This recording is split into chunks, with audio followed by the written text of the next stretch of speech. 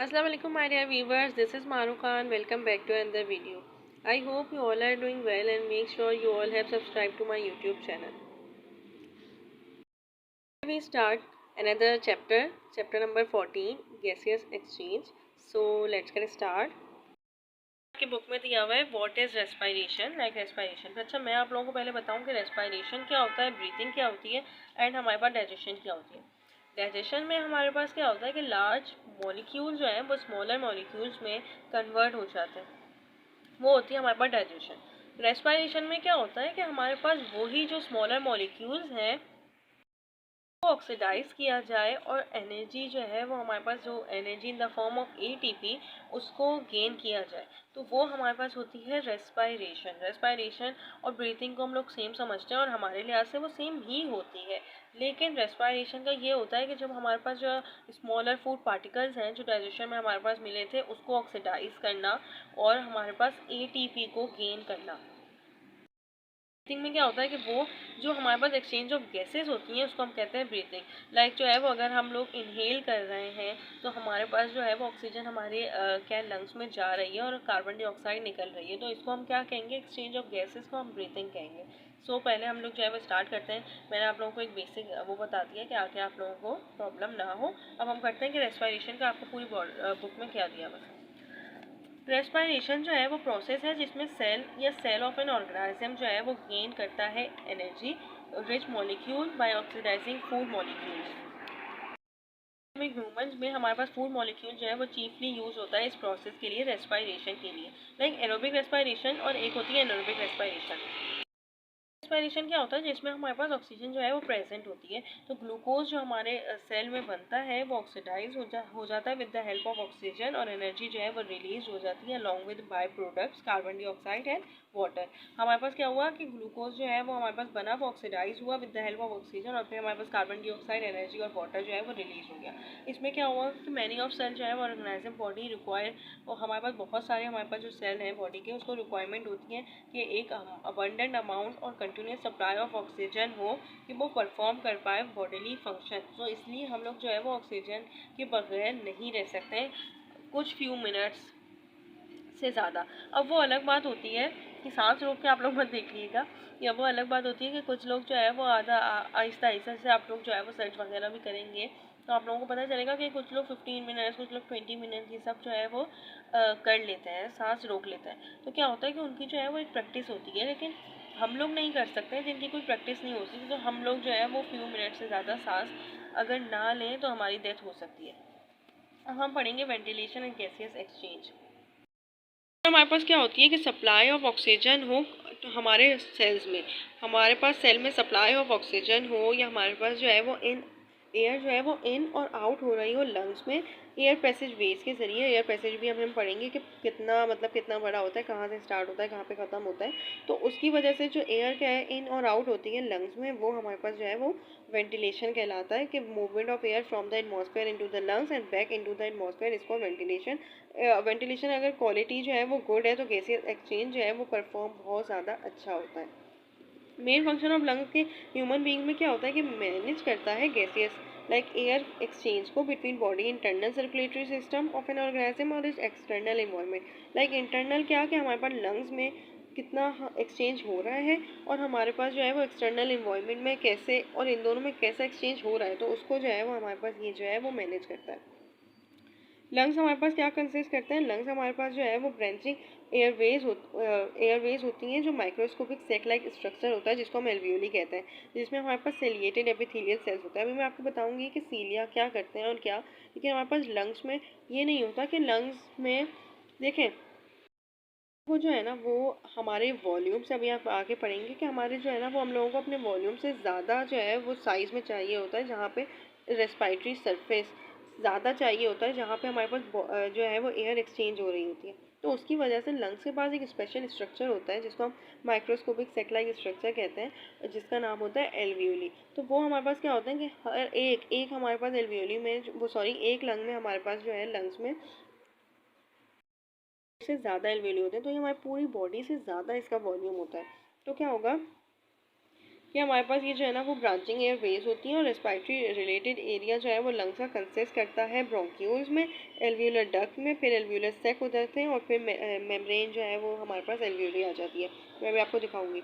Alveoli जो है ना वो लाइन करता है थिन फिल्म ऑफ क्या मॉइस्चर जो है ना सेपरेट करता है डिस्टेंट एल्वियोली को। डायग्राम दिखाती हूँ उससे आपको पता चल जाएगा। ये देखेंगे डायग्राम हमारे पास दी हुई है, ये हमारे पास क्या है कार्टिलेज, सही है।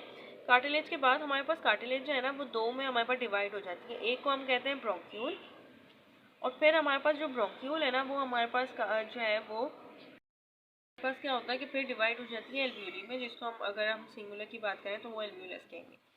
कार्टिलेज, कार्टिलेज क्या है, ये हमारे पास ट्रैकिया, हमारे पास जो है ना वो ट्रैकिया से स्टार्ट हुआ।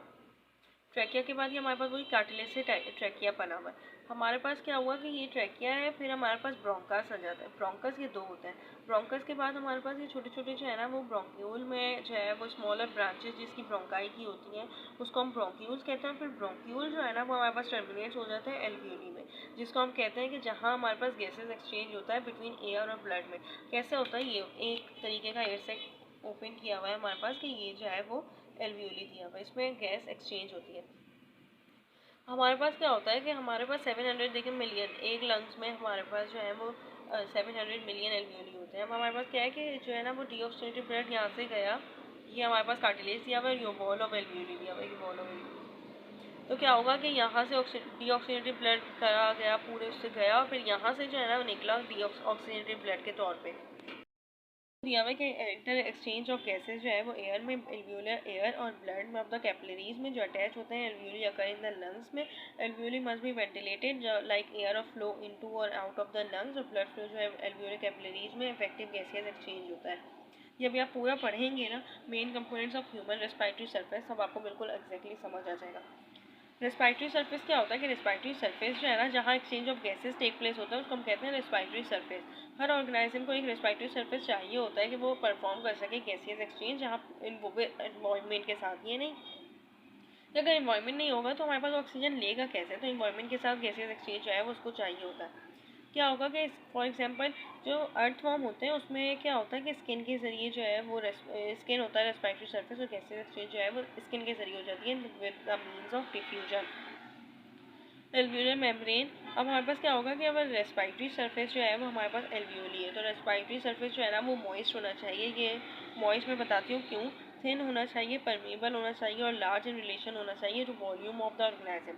क्या होगा कि मॉइस्ट, मॉइस्ट का मतलब है कि हमारे पास जो है ना वो थोड़ा थोड़ा गीला होना चाहिए।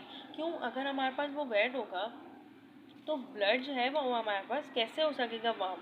हमारे पास आपको पता होगा कि बॉडी टेम्परेचर भी रेगुलेट करना होता है, तो अगर मॉइस्ट नहीं होगा तो ब्लड जो है वो हमारे पास वार्म होगा कैसे, तो उसको मॉइस्ट चाहिए होता है। और ये भी एक होता है कि वो जो है ना वो हमारा हार्ट, वो जो लंग्स है ना वो एयर को लाना और आना, इन और आउट हमारे पास एयर जो है वो हो रही है। अब क्या होगा कि अगर हमारे पास मॉइस्ट ना होना तो वो फिर जो क्या है हमारे पास जो आगे देगा ना, हमारे जब लंग्स में प्रेशर कम होगा और ऑक्सीजन जब हमारे लंग्स से निकलेगी आउट ऑफ द लंग्स होगी तो हमारे पास जो है ना वो कोलैप्स कर जाएंगे। अगर वो मॉइस्ट नहीं होंगे ना तो वो हमारे पास फ्रिक्शन भी रिड्यूस नहीं कर पाएंगे, तो इसलिए हमारे पास ये है कि मॉइस्ट ज़रूर होना चाहिए, थिन होना चाहिए, मतलब पतला होना चाहिए। अगर हमारे पास जो है ना वो अगर मेम्ब्रेन की जो लेयर है वो थिक होगी तो जो है वो हमारे पास कैसे होगा ऑक्सीजन और क्या है ऑक्सीजन और कार्बन डाइऑक्साइड का एक्सचेंज कैसे होगा। परमिएबल का मतलब है, परमिएबल का मैंने आपको पहले भी मतलब बताया था कि परमिएबल का मतलब होता है कि एक्सचेंज ऑफ गैसेस होना। अगर वो जो लेयर है वो परमिएबल ही नहीं होगी, अगर उससे ऑक्सीजन पास हो ही नहीं सकती या कार्बन डाइऑक्साइड पास हो ही नहीं सकती तो एक्सचेंज ऑफ गैसेस होगी कैसे। तो परमिएबल होनी चाहिए हमारे पास गैसेस के लिए और लार्ज रिलेशन होना चाहिए वॉल्यूम ऑफ द ऑर्गेनाइज्म में। कैसे कि हमारे पास एल्वियोली जो है वो 700 मिलियन होता है एक लंग्स में हमारे पास, तो वो जो है वो वैसे ही वॉल्यूम ऑफ द ऑर्गेनाइज्म ज़्यादा होता है। Characteristics of respiratory surface moist, respiratory surface alveoli जो है वो मस्ट भी मॉइस्ट होनी चाहिए जो वो अलाउ कर सके dissolve gases through jam. Permeable होने चाहिए कि रेस्पिरेटरी सरफेस जो है परमिएबल होनी चाहिए ऑक्सीजन कार्बन डाइऑक्साइड के लिए। थिन होनी चाहिए कि रेस्पिरेटरी सरफेस जो है वो डिफ्यूजन और के डिस्टेंस को थिन कर मतलब जो है वो रिड्यूस कर सके। लार्ज सरफेस एरिया जो है वो हमारे पास दिया हुआ है कि लार्ज सरफेस एरिया में रेस्पिरेटरी सरफेस जो है वो लार्ज इन साइज होना चाहिए in according to the body size of an organism. Like जितनी भी बॉडी ऑर्गेनिज्म की साइज हो, हमारे पास रेस्पिरेटरी सरफेस जहाँ जो हमारी अगर ह्यूमन की बात करें जो एल्वियोली है तो वो ज़्यादा होना चाहिए। और अभी मतलब हमारे लंग्स में हम लोगों के पास मिलियन ऑफ एल्वियोली होते हैं जो कलेक्ट करते हैं हमारे पास गैसेस को। जो हमारे पास कलेक्शन है सरफेस एरिया की सिवरल फोल्ड्स में होता है। क्या होता है कि in case of higher animal like human respiratory surface जो है वो फैसिलिटेटेड होता है फ्लोइंग से।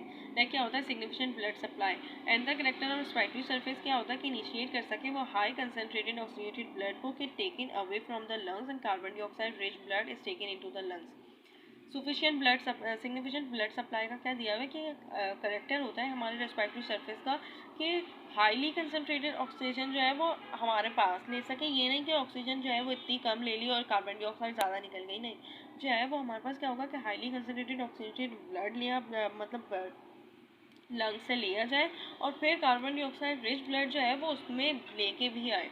ये नहीं कि बस अगर ऑक्सीडेटेड ब्लड आ गया तो डीऑक्सीडेटेड ब्लड वापस आएगा ही नहीं कि उसको ऑक्सीजनेशन के लिए वापस लंग्स ऑक्सीजनेट कर सकें।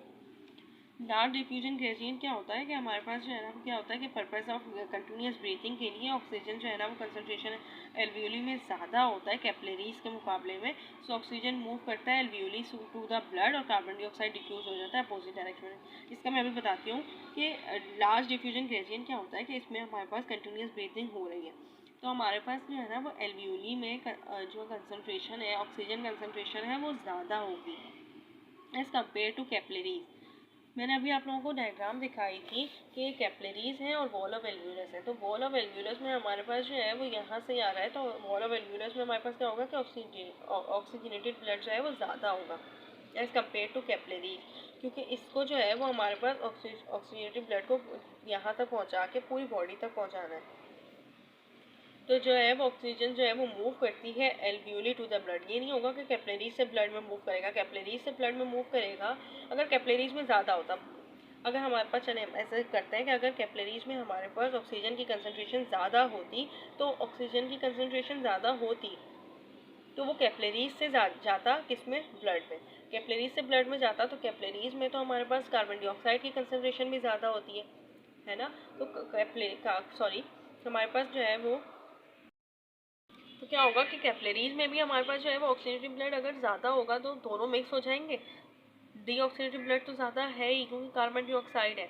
अब हमारे पास ये देखें यहाँ लिखा हुआ भी है कि वन एल्वियोलस एसोसिएटेड कैपिलरीज के साथ हमारे पास एसोसिएट है तो ज़्यादा होगा ना तो हमारे पास वो जो डीऑक्सीजनेटेड और ऑक्सीजनेटेड ब्लड है ना वो दोनों मिक्स हो जाएंगे। तो इसलिए हमारे पास क्या होता है कि एल्वियोलस में हमारे पास हाई कंसनट्रेशन ऑक्सीजन होती है कि यहाँ हमारे पास हाई से लो जाता है ना। मैंने आप लोगों को बताया भी था कि हाई से लो जाता है तो हमारे पास यहाँ हाई होगा तभी हमारे पास जो है वो लो ब्लड तक पहुँचेगा क्योंकि ब्लड में हमारे पास ऑक्सीजनेटेड ब्लड जो है वो कम है। यहाँ आपको दी हुई है कि डिफ्यूजन ऑफ कार्बन डाइऑक्साइड ये थिन मॉइस्ट वॉल दी हुई है, ये एल्वियोली, ये हमारे पास कैपिलरीज और ये ऑक्सीजन इनहेल और एक्सहेल हो रहा है। सही है, तो ये ऑक्सीजन इनहेल और एक्सहेल है, ये यहाँ पे आया। सही है कि मतलब इनहेल, ये डिफ्यूजन ऑफ O2 हुई, ये हमारे पास एल्वियोली का भी दिया हुआ है जहाँ पे हमारे पास एक्सचेंज होता है और फिर हमारे पास जो है वो कार्बन डाइऑक्साइड जो है वो बाहर जाएगा, ऑक्सीजन जो है वो डिफ्यूज होगा। So that's it. If anyone have any query regarding anything else, so let me know. Inshallah, I will tell you and solve your query. अल्लाह हाफिज़। अब नेक्स्ट टॉपिक में जो है वो हम main components of human respiratory surface जो है system जो है वो पढ़ेंगे इंशाल्लाह। अल्लाह हाफिज़।